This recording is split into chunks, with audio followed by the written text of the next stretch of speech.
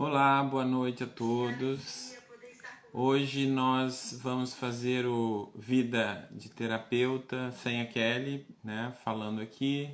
Kelly está descansando a voz, teve alguns problemas na garganta, cordas vocais e tal, então ela está quietinha.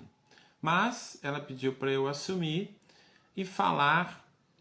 Quando a gente fala da vida de terapeuta, a gente tem que falar das terapias, né, das especialidades. Então, como a Kelly é uma psicopedagoga, principalmente, ela pediu para eu falar da psicopedagogia hoje. E a ideia é que nós falamos do que é a psicopedagogia e quais são os novos desafios, quais são as, vamos dizer assim, as novas fronteiras do nosso trabalho, né?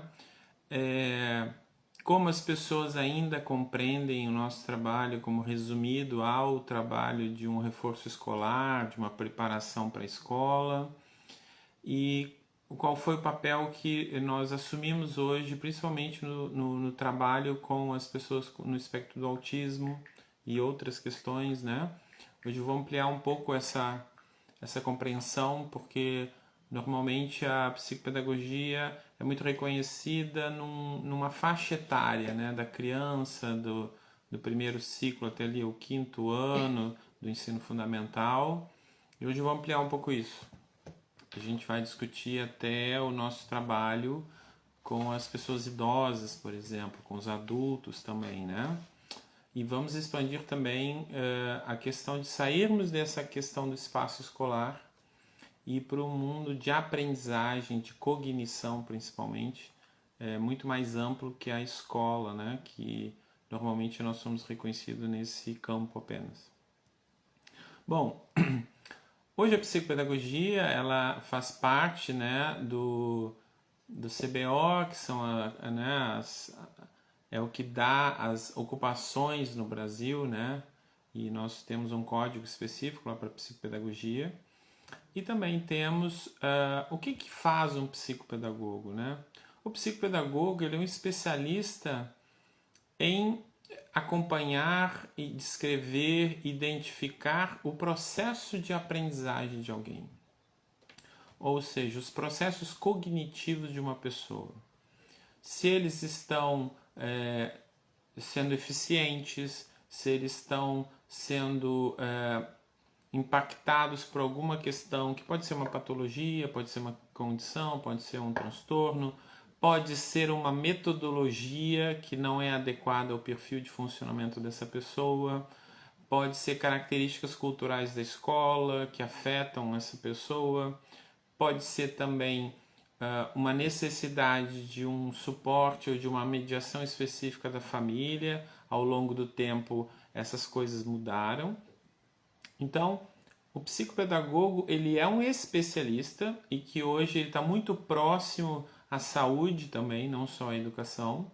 Então, ele é um profissional que trabalha com o psico, que é o psicológico, são os processos cognitivos, que tem uma base neurológica e tem uma base, né, psicológica disso, e também do pedagógico, no sentido de que você se aproxima de métodos de ensino também. Afinal, como é que uma pessoa aprende e, segundo esse perfil de aprendizagem, como é que eu ensino a ele? E às vezes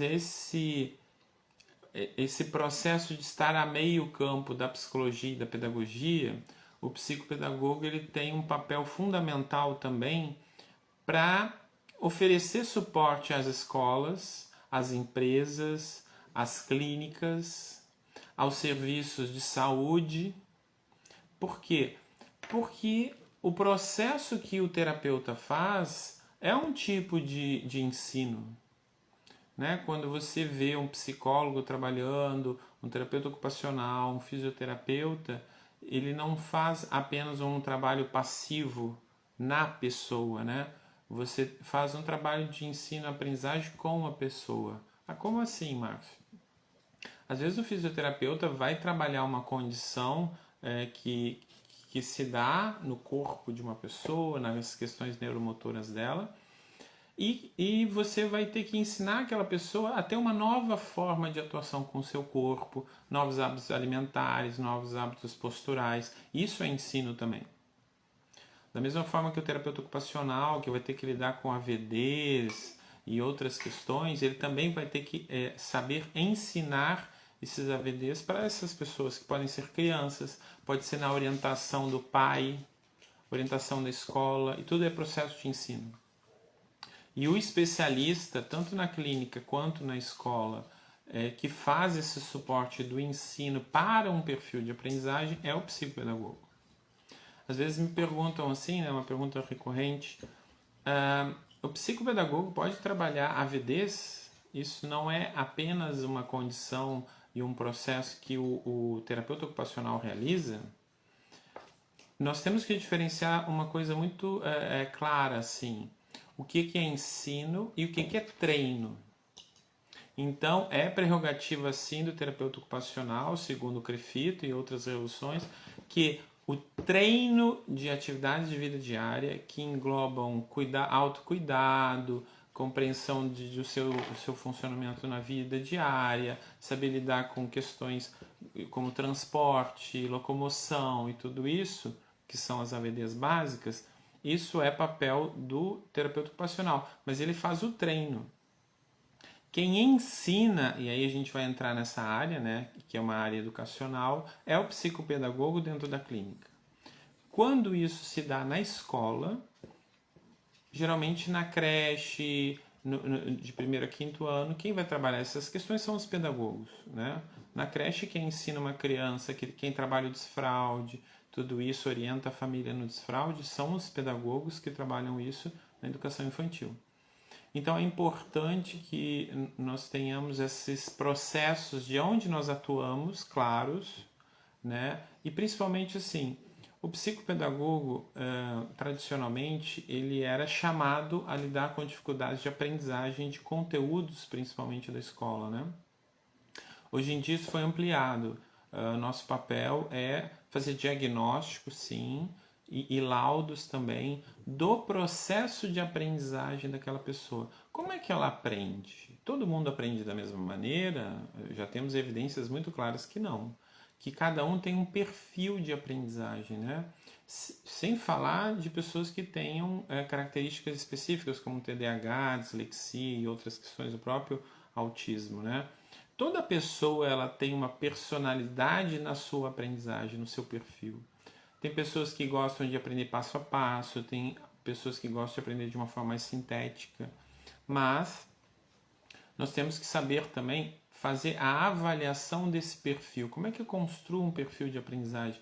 Como é que eu construo um perfil cognitivo de como essa pessoa organiza o seu sistema sensorial, as suas relações emocionais para dar um contexto para aquilo que ele está vivenciando e aprendendo e que no fundo a gente chama isso de cognição.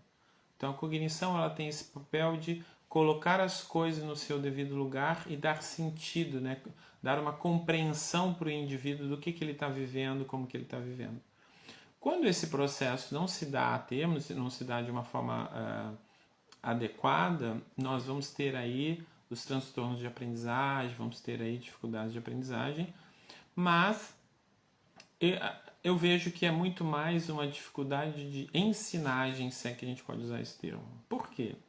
Porque aquela pessoa, como ela tem um funcionamento diferenciado, muito personalizado, que foge muito do padrão que as pessoas estão acostumadas a lidar, principalmente os professores, não, o modelo tradicional de ensino não os alcança, né? Isso isso tem se deixado muito claro quando você vê as crianças e adolescentes autistas na escola, né? Ele tem um perfil de funcionamento muito diferente dos alunos que os professores estão acostumados. Isso gera uma dificuldade e normalmente a gente coloca essa questão no aluno, né? E não em nós, profissionais, que temos que nos flexibilizar mais e aprender, né? Nós temos que aprender a como lidar com esses perfis únicos, às vezes, de como as pessoas aprendem. E aí nós entramos na estrutura da escola e da própria clínica. Começando pela clínica, os psicopedagogos, né, na sua tradição, eles têm assemelhado os seus consultórios, seus espaços, né? É muito semelhante a algo que remetia aos ambulatórios, às salas médicas, às salas psicológicas, né? Uma sala com 2 cadeiras e uma mesa, tentando reproduzir ali um processo de trabalho que é da cultura escolar, de sempre estar trabalhando numa mesa, sempre trabalhando com folha, com lápis e coisas assim. Já há algum tempo isso tem melhorado, né? Essas coisas têm se modificado, você já tem alguns espaços onde entram os jogos, onde entram as brincadeiras, mas é muito mais comum que o psicopedagogo assuma esse set um pouco psicológico, um pouco de consultório médico, né? Desses espaços. E os brinquedos ainda são esses brinquedos lógicos ou brinquedos que trazem uma ludicidade muito da infância. Hoje nós temos clareza que a pessoa com TDAH, a pessoa que tem autismo, por exemplo, que são condições crônicas, né, que não tem uma cura específica, eles vão se desenvolver ao longo da vida, né? Isso até é uma característica que a gente tem discutido muito. As crianças autistas vão ser adolescentes e vão virar jovens e adultos, vão virar adultos e vão virar idosos. E como é que a gente acompanha essa curva de vida e essa curva de aprendizagem? Porque em cada faixa etária você vai ter desafios para aprendizagem não só escolar, mas da sua vida como um todo. Eu tenho que aprender um trabalho, eu tenho que aprender a namorar, eu tenho que aprender a casar, eu tenho que aprender a ter uma vida independente, eu tenho que aprender a fazer meu alimento, a administrar dinheiro, a poder comprar coisas. E que a trajetória clássica, tradicional de educação com essas pessoas não funciona como funciona com a maioria das pessoas, né? Não usando aqui, vamos tentar, né? É muito comum usar o termo típico e atípico, né? No fundo, a gente vai trabalhar que a neurodivergência ou a neurodiversidade nos exige também que nós trabalhemos um ensino diverso para dar conta das aprendizagens diversas. Então, você, psicopedagogo, começa a ter uma exigência maior em você de você começar a desenvolver suas capacidades cognitivas para você ser flexível, para você conseguir reconhecer um padrão, um perfil de aprendizagem e você se adaptar a esse perfil, né?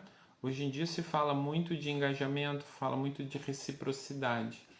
O engajamento não é só do paciente com você, é de você com o paciente também.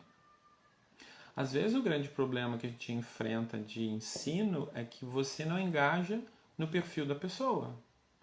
E essa pessoa pode ser uma criança que tem desafios, ou ela pode ser um adolescente que tem interesses restritos e que não são os mesmos que você. E aí a gente vai entrar, por exemplo, numa grande discussão hoje com médicos, psicólogos, neurologistas e até psicopedagogos, que é o uso de telas, é o uso do videogame, e normalmente as pessoas colocam isso como uma coisa negativa. Então esse é um outro processo que nós temos que trilhar e aprender e discutir, né, dentro da nossa especialidade, que é a psicopedagogia. Bom, levantei várias questões e aí vamos começar a trabalhar assim. Mas como é que eu posso aprender, Márcio, a fazer o perfil cognitivo de uma pessoa, né? Aí você tem que começar a estabelecer formações suas, né? Porque o curso de psicopedagogia, seja ele na graduação ou na especialização, ele não dá conta de todas as capacidades e formações que são necessárias para hoje você atuar. Mas como assim, Márcio? Não é um curso que nos habilita a trabalhar? Sim, mas é uma habilidade básica. Porque, por exemplo, hoje você tem que entender do que é um perfil sensorial, do que é um sistema sensorial, do que é integração sensorial, do que é acomodação sensorial.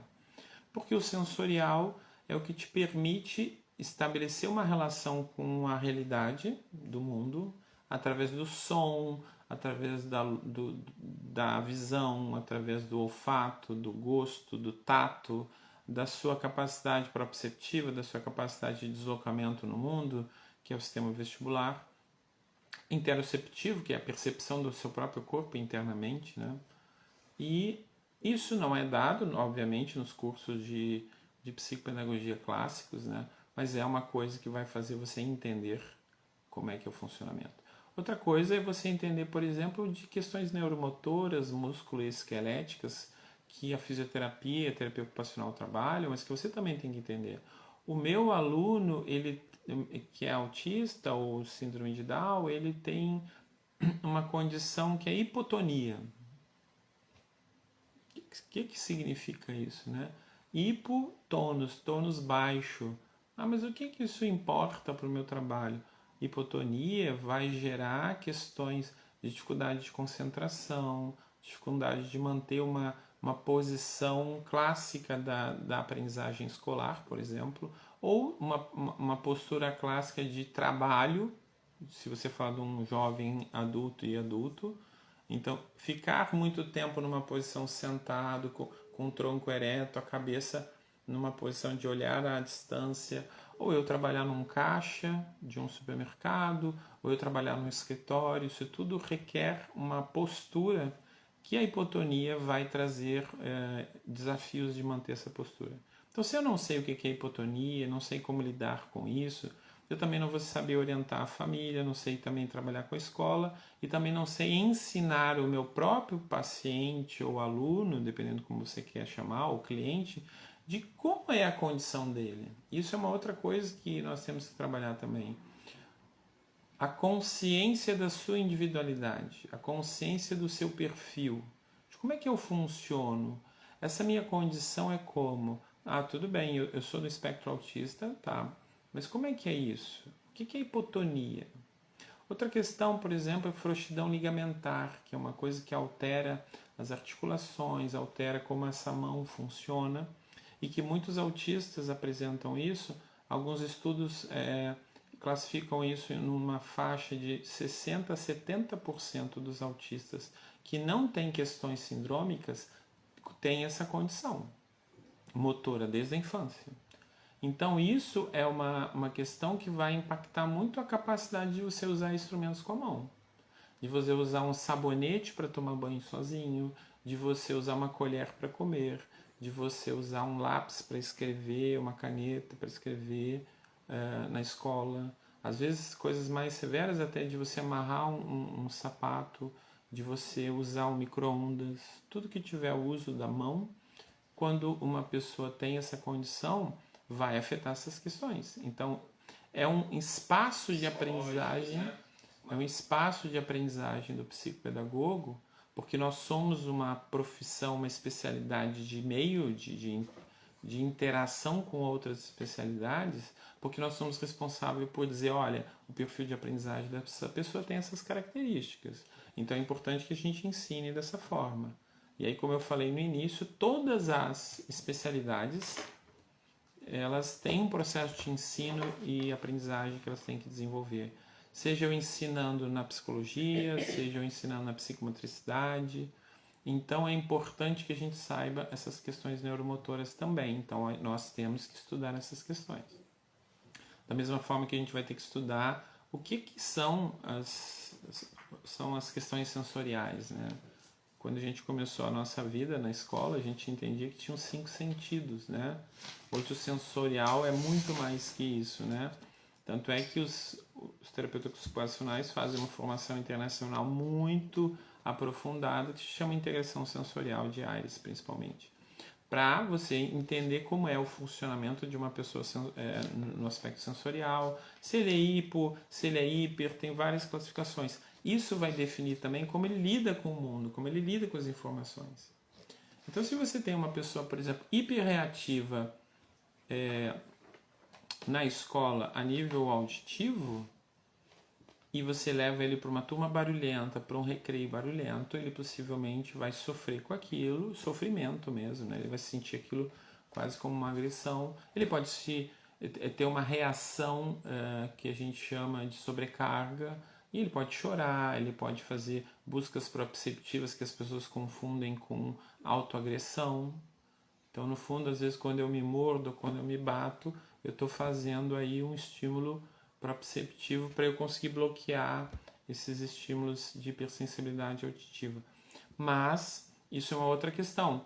Você tem que estudar, por exemplo, o perfil sensorial escolar, que você vai ver lá no perfil sensorial escolar, que não é só para terapeutas ocupacionais. Você, como profissional da psicopedagogia, pode estudar e aplicar esse questionário, que é um questionário que você aplica principalmente na escola, com os professores. Ele vai te dar um mapa de funcionamento sensorial dessa pessoa no espaço escolar. Inclusive, esse instrumento, ele também dá um fator escolar, que a gente chama, que está escrito lá. O fator 1 é que essa pessoa precisa de um suporte mínimo, e o fator 5, ele precisa de muito suporte para estar no espaço escolar, para aprender na cultura escolar. Então, isso é um instrumento que o psicopedagogo tem que aprender a usar, a estudar, fazer curso, né? Então, eu só estou mostrando como nós, psicopedagogos, já saímos muito tempo dos estudos básicos do que era uma caixa pigetiana e testes mais clássicos assim. Nós temos que enfrentar essa interface, né? Winnicott dizia que a gente é meio como uma praia, né? A gente nem é oceano e nem é terra. A gente está nesse meio, porque a gente está no meio da psicologia, a gente está no meio da pedagogia, a gente está no meio da terapia ocupacional, a gente está meio na físio, porque nós lidamos com uma coisa central que é processos cognitivos. Então, para eu entender o movimento do meu corpo, para entender como o meu sensorial funciona, eu preciso de uma cognição que dê sentido a tudo isso. Então, às vezes não se compreende que por que a psicopedagogia tem um papel central na clínica, né? E isso é importante que a gente discuta. Ele também tem o papel de explicar essas coisas todas que eu estou falando para as famílias, né? Porque às vezes a família, por não ter conhecimento, ela chega com uma demanda exagerada às vezes aos pais e não consegue entender que um processo de desorganização sensorial pode gerar comportamentos que a gente acha disruptivos, que sejam autolesivos ou heterolesivos, ou seja, agredir uma outra pessoa, mas no fundo aquilo é uma busca de uma acomodação que ele não sabe como fazer, né? E nós vamos ter isso não só no nível 3 de suporte, por exemplo, do autista. Hoje em dia, a gente até está iniciando uma pesquisa sobre isso. Várias crianças e adolescentes e jovens que têm nível 1 de suporte, que são aquelas pessoas que não têm uma deficiência intelectual, que elas conseguem se comunicar de uma forma bem adaptada, elas têm essas questões, como eu falei, da hipotonia e da frouxidão ligamentar. Então você tem mãos que até já na sua forma já tem alterações estruturais, dedos muito finos e compridos, dedos que são muito flexíveis. Isso quando você tem que fazer um trabalho da chamada letra cursiva na escola é dolorido, você cansa muito. Isso é uma outra coisa. A hipotonia traz um cansaço que 5 minutos para ele é como se fosse meia hora de uma pessoa que não tem essa condição. Porque como a hipotonia dele deixa que o corpo esteja num estado de alerta muito baixo, para ele fazer aquela atividade ele gasta muito mais energia do que uma pessoa que não tem essa condição. Então isso é importante, porque às vezes a escola quer que ele copie 20 minutos, 30 minutos, é como se ele estivesse copiando já 2 horas e meia. E a escola, como não tem essa informação, ela tenta falar aquilo. Algumas pessoas, o fulano é meio preguiçoso. E aí o que acontece? Gera uma aversão àquela atividade, principalmente do autista e da pessoa com TDAH, dessa condição que hoje em dia ainda é uma coisa do treino, né? Não tem muito sentido em aprendizagem a cópia do quadro. Isso é só um treino psicomotor que a pessoa está fazendo. Uma outra coisa também, quando você entende, por exemplo, fala, escrita e essa condição que eu estou falando, da hipotonia e da frouxidão ligamentar, autistas tomam medicações que impactam na psicomotricidade fina. E psicomotricidade fina é tanto o uso da mão, dos dedos, né, quanto da fala, toda essa estrutura orofacial. Então, às vezes, você tem uma criança que, além das condições neuromotoras que já vem com ela, da condição dela, da síndrome, do transtorno, ele ainda é impactado com uma medicação, que às vezes começa com 2, 3 anos e se estende por 5, 10 anos tomando a mesma medicação. E essas medicações vão impactar no desenvolvimento dessa psicomotricidade fina, que é o controle da língua, uso da boca. Essa parte toda orofacial que as fonos trabalham, elas são impactadas pela hipotonia também de base, né? Então isso tudo vai trazer desafios para essa pessoa falar, para ela comer. Às vezes isso é a base para eu gerar uma seletividade alimentar, que as pessoas não entendem por que ele não gosta de determinada textura, né? Então nós, psicopedagogos, temos que nos aproximar também dessa interação com a fonoaudiologia.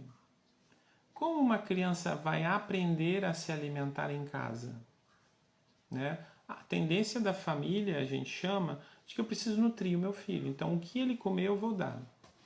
E às vezes a família mantém, por exemplo, uma mamadeira por muito tempo, porque ali ele consegue fazer um conjunto de nutrientes que pelos alimentos clássicos a criança não consegue comer. Então ali você vai colocando, né, os suplementos que a gente chama. Só que quando isso se estende por muitos anos, você vai acabar retirando, privando essa criança de todo o exercício, né, dessa parte orofacial que a mastigação, que o controle da língua oferece para que a pessoa aprenda a como controlar isso.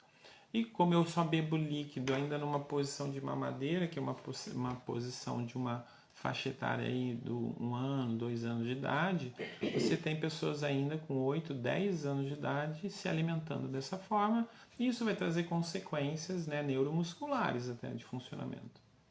Uma outra questão é como é que isso se dá, né? A gente tem uma parte do nosso encéfalo que se chama cerebelo, que ela é importante para o controle postural, o controle do teu corpo.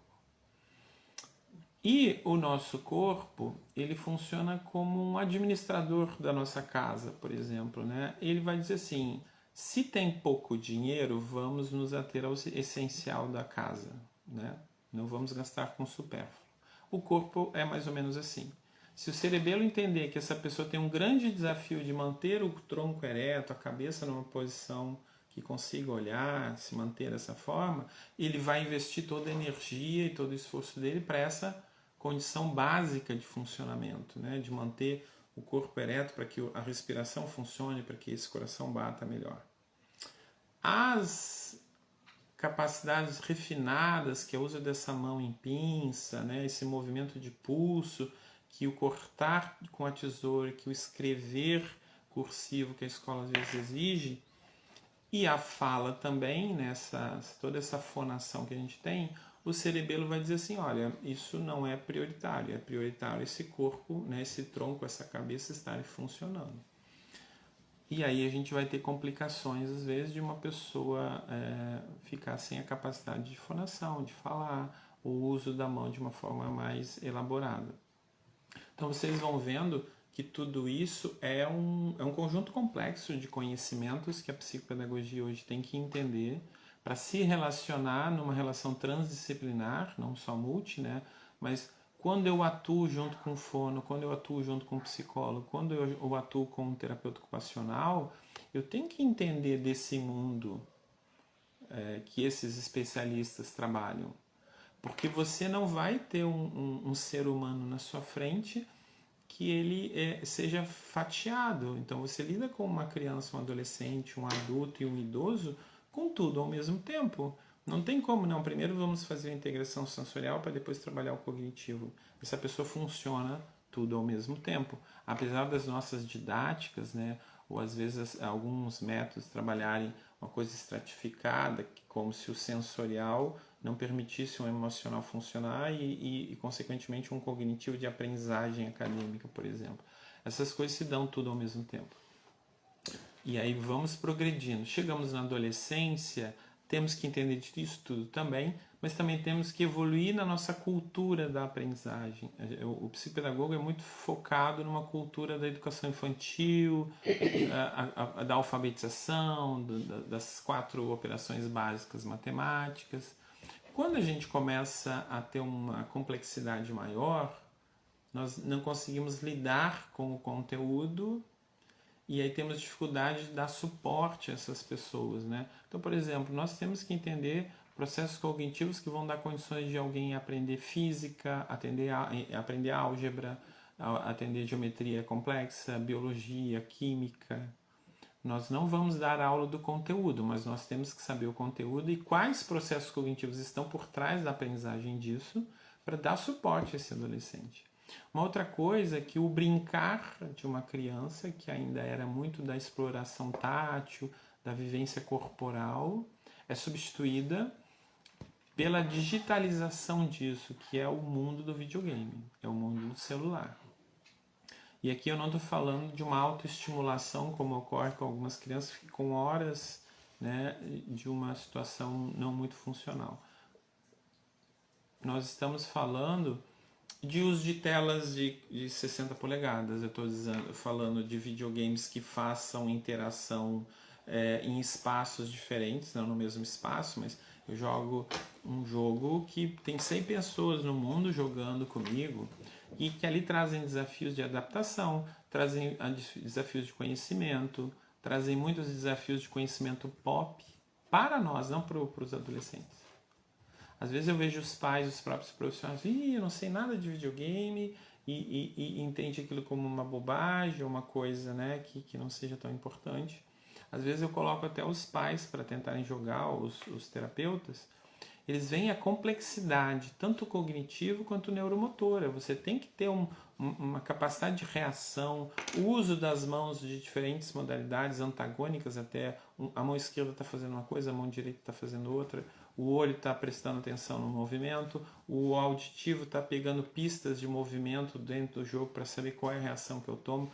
Então o videogame é algo bastante complexo, desafiador, e que aquilo tudo ali, se o psicopedagogo sabe levar, você vai conseguir fazer vários desenvolvimentos cognitivos, desenvolvimento de habilidades sociais, de interação humana, de trabalhar com resiliência, de trabalhar com a não desistir quando eu fracasso, de compreender que na primeira vez eu estava no nível, agora eu já estou em terceiro nível e eu vou evoluindo, né, de nível, e o próprio jogo dá o feedback para a pessoa sobre isso. Jogar em duplas ou grupos onde os meus amigos estão jogando comigo e me dão suporte para durante o jogo eu sobreviver, eu vencer obstáculos. Isso traz uma noção de grupo, de pertinência, de necessidade de estar com outros, né? E que as pessoas que não estudam o videogame como um instrumento terapêutico ou de aprendizagem não têm ideia de como esses jogos são importantes, né? Se trabalha muito uma noção de que ele vai desconectar a pessoa do mundo e tudo mais. Mas, se a gente pensar, não é ele que está desconectado, é nós que não nos conectamos com eles. Nós como adultos, achamos que aquilo não é uma prática do adulto. Eu não vejo as pessoas, por exemplo, pedindo para fazer um curso de aprendizagem de videogame para você interagir com o seu paciente. É uma coisa que precisa ser feita, né? E não tem só videogames que eu uso só a mão, eu posso usar o teclado, eu posso usar o corpo todo, que tem hoje sensores com jogos que você usa com o corpo. Você tem Just Dance, por exemplo, que é um jogo que a gente tem trabalhado muito, música, interação social, uso de modelos para trabalhar imitação. A família toda pode jogar com aquela pessoa. É divertido, libera endorfina, é um tipo de psicomotricidade muito interessante de se trabalhar. E você tem um nível de engajamento do paciente-aluno muito grande. Isso poderia ser usado nas escolas, poderia ser usado nos settings terapêuticos, mas você precisa aprender, você precisa estudar essa questão do mundo do videogame, né? Que não é mais só da época como a gente tinha, de Atari, de coisa assim, né? Eu sou meio antigo nisso, mas é uma especialidade que é importante que as pessoas do mundo da psicopedagogia estudem como os videogames podem ser instrumentos de desenvolvimento cognitivo. Isso já tem uma literatura bastante aprofundada, né, no exterior e aqui no Brasil, de como isso é. Mas a gente ainda tem um tabu, a gente tem um certo preconceito com o videogame, porque nós não conhecemos. Nós não estudamos isso como nós estudamos outros métodos ou outras linhas de trabalho, né? E é uma linha que está extremamente em alta para que você consiga lidar com adolescentes e jovens adultos. e é complicado, é intrincado, ele é complexo, ele é sofisticado. E hoje existem vários grupos de adultos que não usam videogame, mas usam jogos de tabuleiro, que se reúnem em casa só para jogos assim, né? Como Magic e outros. O próprio RPG, que é um instrumental para você aprender história, aprender geografia, aprender física, aprender relação grupal, que é extremamente importante para nós, que precisamos aprender isso, né? Como é que isso se dá. Evoluindo daí, nós temos também o trabalho com aprimoramento cognitivo, reabilitação cognitiva e uma concepção até bem mais moderna hoje, que é a prevenção de adultos e idosos. Como é que isso se dá? Existe um conceito, principalmente para demência, Alzheimer, Parkinson, que são as reservas cerebrais e as reservas cognitivas. Reserva cerebral é a qualidade física do seu cérebro, do seu corpo, de como você se alimenta, das atividades físicas que você faz, e que isso cria uma reserva que, quando uma condição como a demência, como o do Alzheimer e como a própria mal de Parkinson acontece numa pessoa, o impacto que essas patologias causam é muito menor nas pessoas que tinham uma reserva cerebral do que outras que não. E a reserva cerebral, ela vai desde de como você se alimenta, se você fuma, se você bebe, se você cuida da sua saúde bucal. A gente vai trazer inclusive um cirurgião dentista, né? Uma pessoa da odontologia para falar disso.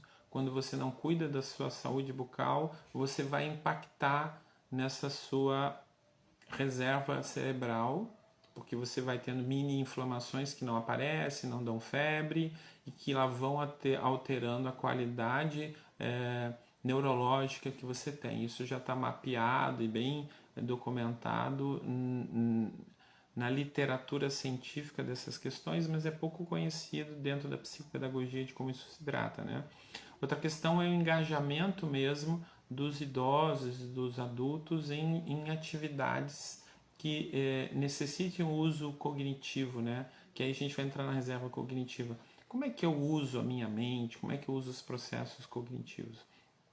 Uma coisa que tem sido um bom trabalho, que tem evidências científicas agora até de aumento de massa cefálica, no sentido de memória principalmente, é usar meios e formas de pensar que não são as clássicas que aquela pessoa pensou ao longo de toda a vida. Então você às vezes tem que fazer um trabalho de um perfil que é o seguinte: a pessoa sempre usou uma forma de pensar na sua profissão, ela usou sempre a visão, ela sempre usou a audição, ela usou a escrita, para que você consiga usar espaços e áreas encefálicas que não são normalmente utilizadas. Você tem que fazer caminhos sensoriais, atividades que sejam diferentes, atividades cognitivas diferenciadas. É mais ou menos uma analogia de que você sempre está caminhando num gramado, você acaba fazendo aquele caminho, né? Vai desgastando, vai matando ali a vegetação naquela área. Ou como você planta sempre no mesmo lugar, aquilo vai exaurindo essas áreas, né? E o encéfalo, obviamente que numa analogia muito simplista, o encéfalo também tem essa característica, né? Você tem várias áreas que você quase não usa por ter uma cultura de funcionamento neurológico.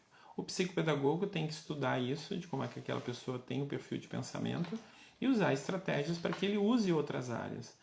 Você é muito acostumado a resolver tudo com a visão? Então a gente usa uma venda e a pessoa vai usar processo de resolução de problemas sem o auxílio da visão, ou em algum determinado momento sem o uso das mãos, sem o uso da audição, e você vai começar a interferir e ativar áreas do cérebro, do encéfalo, que aquela pessoa normalmente não utilizaria, e aí você vai ampliar essa reserva cognitiva que a gente chama, né? Pessoas que são muito passivas, que só têm uma interação com televisão ou com esse tipo de coisa ao longo da sua vida toda, também vão ter essa necessidade de alterar. pessoas idosas que começam a não mais participar da tomada de decisão, elas não são mais essenciais no funcionamento da casa, acabam indo para um processo de depressão, e isso acelera muito essas características das doenças degenerativas, né? E é importante isso, assim, como é que eu mantenho essa pessoa em funcionamento? Como é que eu mantenho ela essencial nas relações familiares, né? De novo, isso é uma coisa do psicopedagogo, porque está envolvendo aprendizagem de novas formas, ensino de novas formas. O idoso pode aprender, o idoso pode ser ensinado, sim, mas aí não é um ensino mais escolar, porque aqui não tem mais sentido ele fazer escolarização, né? Você vai ter que ter um repertório de ensino e aprendizagem que vai além dessas questões. E vocês, pais aqui de autistas, né, principalmente estou vendo alguns que estão entrando, vocês vão envelhecer. Vocês passam por muita privação do sono, vocês têm um nível de estresse muito alto. Isso tudo são características de uma vida a longo prazo que vão levar vocês a condições que possivelmente entrem nessas questões degenerativas. Então, o psicopedagogo também tem que se preocupar com a sobrecarga do cuidador. Esse pai chega para mim, como é que está a sobrecarga cognitiva dele? Como é que ele lida com tudo isso? Ele dorme? Se eu não durmo, eu tenho privação de sono, eu tenho um nível de estresse sempre alto. Será que meu filho vai desorganizar? Será que ele vai se machucar? Será que ele está bem? Será que ele está gritando? Será que ele está chorando? O nível de sobrecarga dessas famílias é muito alta, né? Não só em casa, mas é uma coisa que nunca acaba. É 24 horas por dia, não é como os profissionais e professores que deu o nosso horário lá, a gente vai para casa e funciona e tal. Então, isso é importante você perceber que o processo de ensino-aprendizagem também se dá aos pais. Como é que eu trabalho com o pai para que ele dê mais autonomia do filho para reduzir sua sobrecarga? Porque tudo aquilo que não é ensinado para o filho, o pai faz. Então, se eu não ensino ele a comer com uma colher, se eu não ensino a ele a fazer higiene pessoal, se eu não ensino ele a tomar banho, eu não vou ter esse momento de autonomia dele, então vai ser uma coisa que eu vou ter que fazer. Então, eu às vezes tenho um menino de 12 anos que eu ainda dou banho, eu ainda alimento na boca, eu ainda tenho que fazer a organização da roupa, a organização da rotina da escola. Vários adultos, às vezes, que você pergunta, 18, 20 anos, qual é a próxima sessão? Ele não sabe. O psicopedagogo organiza essa rotina para que aquela pessoa tenha autonomia, né? De aprender qual é a minha rotina, o que eu vou fazer amanhã. Isso é ensinado aos pais. E ensinado nesse sentido, quanto mais o teu filho tiver autonomia, menos sobrecarga, menor sobrecarga você vai ter. Então, às vezes eu vejo que o pai está cansado, está muito sobrecarregado, mas ele cria um círculo vicioso por não ter orientação adequada sobre isso. Quem vai orientar essa família sobre processo de aprendizagem, processo de ensino do filho, é o psicopedagogo. Ele é o responsável por ensinar e aprender. Então, nós temos que compreender tudo isso que eu venho falando até agora para auxiliar nessas questões. Então, quando você recebe um pai, até ensinar qual é essa condição que ele tem, né? O que é o autismo? Qual é o autismo que o meu filho tem? Qual é o perfil dele? O que significa nível de suporte 1? Ah, é um autismo leve? Não, não tem nada de leve. Só que essa pessoa não tem uma condição, né, de uma deficiência intelectual grave, ele não tem dificuldade de fonação e articulação de discurso, mas ele tem várias outras questões que trazem desafios para ele de aprendizagem, de interação social, de tudo mais, né? E para convergir, né? Então vocês percebem que hoje o psicopedagogo já não é mais um profissional que se restringe a um reforço escolar, a um trabalhar na dificuldade de aprendizagem de crianças em idade escolar. Às vezes alguns médicos me questionaram, mas Márcio, por que uma criança pequena de 1 ano, 2 anos precisa fazer psicopedagogia? A criança de 1, 2 anos, ela não está em processo de aprendizagem? Não está em processo que é necessário que a família aprenda a ensinar essa criança com desafios nessa faixa etária? Sim, está lá. Só que ninguém fica responsável pela aprendizagem e pelo ensino dessa criança.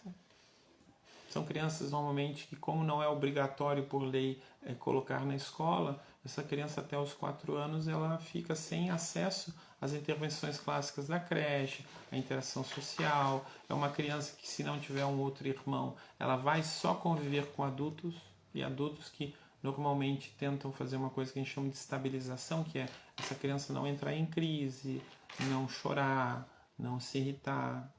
Isso não traz desenvolvimento, né? Então, são coisas que o psicopedagogo tem que dar suporte à família, tem que dar suporte aos outros profissionais. Ele é uma especialidade extremamente importante.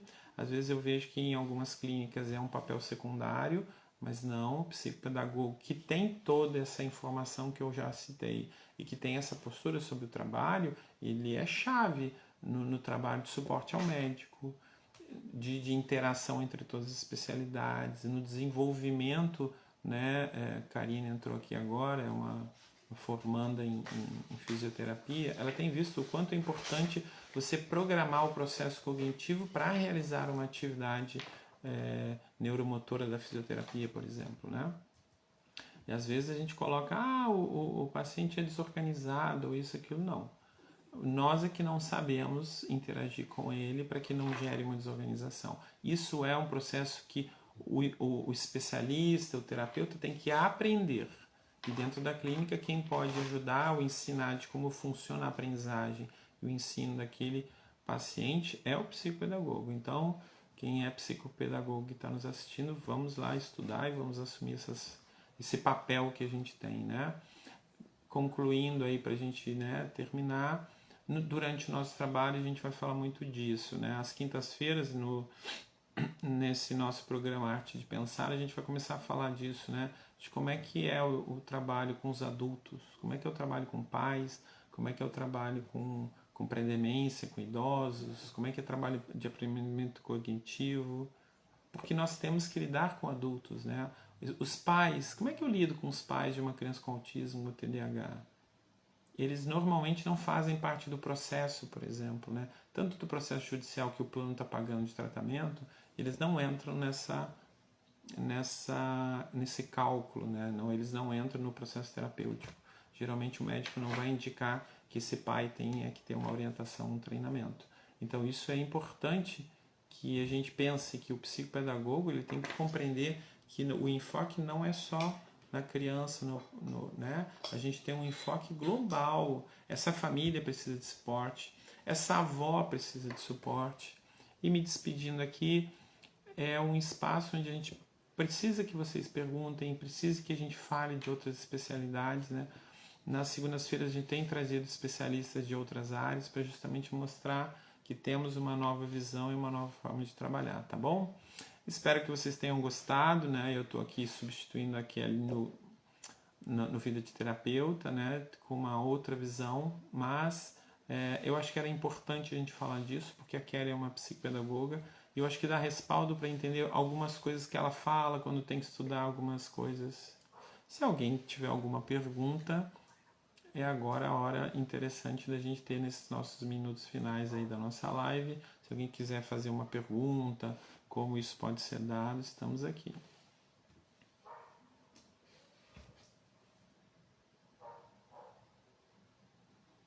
Eu vejo que nas lives as pessoas sempre ficam tímidas de perguntar ou de falar alguma coisa.